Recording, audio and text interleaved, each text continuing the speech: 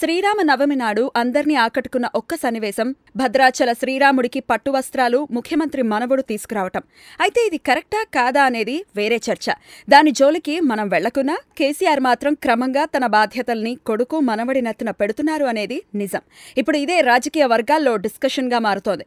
స్వామివారి పట్టు వస్త్రాల్ని పళ్లెంలో పెట్టి మనవడి నెత్తిన పెట్టేసిన కేసీఆర్ టీఆర్ఎస్ పార్టీని కూడా పళ్లెంలో పెట్టి తనయుడు కేటీఆర్ నెత్తిన పెట్టేస్తున్నారు అని కొందరి అభిప్రాయం. జరుగుతున్న పరిణామాలు కూడా అదే అనుమానాల్ని బలపరుస్తున్నాయి. టీఆర్ఎస్ లో నంబర్ 2 ఎవరు అంటే ఇప్పుడు అందరి సమాధానం కేటీఆరే. ఒకవైపు హరీష్ రావు, మరోవైపు కవిత ఉన్నా క్రమంగా మేఘాలు తొలగిపోతున్నాయి. తారక రాముడు చంద్రశేఖరుడి రాజకీయ వారసుడు కూడా అని తేలిపోతోంది. తాజాగా జరుగుతున్న టీఆర్ఎస్ బహిరంగ సభలు, వాటిల్లో గులాబీ నేతల పొగడ్తలు, ఆహాలు, ఓహోలు దీన్ని మరింత స్పష్టం చేస్తున్నాయి.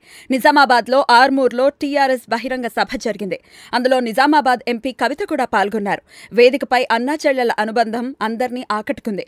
కవిత పార్లమెంట్లో అద్భుతంగా మాట్లాడే 5 వ్యక్తుల్లో ఒకరని కేటీఆర్ అంటే, రామన్న తనకే కాదు తెలంగాణలోని అందరికీ అన్నేనని కవితక్క చెప్పుకొచ్చింది. అయితే గతంలో ఇలా కేసీఆర్ కుటుంబ సభ్యులు ఎప్పుడూ వేదికలపై మాట్లాడలేదు.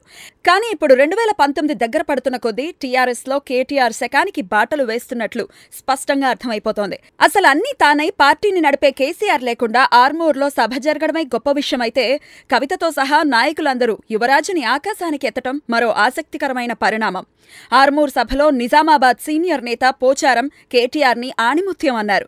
మరో నేత అయితే కల్వకుంట్ల తారక రాముడు ఈ తరం రాముడే అనేశారు. ఇక ఒకప్పటి కాంగ్రెస్ ఐకాన్, ఇప్పటి గులాబీ నేత డిఎస్ తన దీవెనలు కేటీఆర్కి పుష్కలంగా ఉంటాయని ప్రకటించేశారు.